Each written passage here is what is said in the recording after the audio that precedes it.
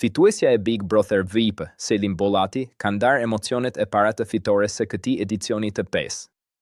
Ajo ka treguar për rrugëtimin 120 ditor, e cila ishte i mbushur me surpriza, emocione dhe dinamika.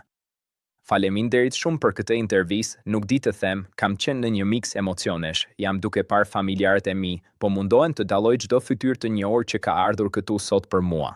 Jam edhe në një shok emocional dhe njëkohësisht jam shumë e lumtur që rrugëtimi im po kurorëzohet me fitore.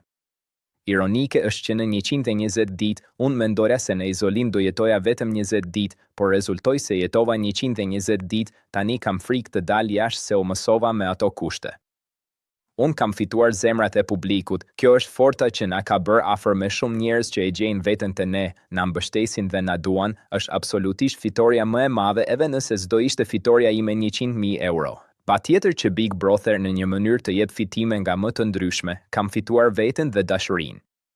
Me Gimbion na pret një ardhmë shumë e mirë, do kemi mundësinë të zhvillojmë marrëdhënien tonë jashtë kamerave.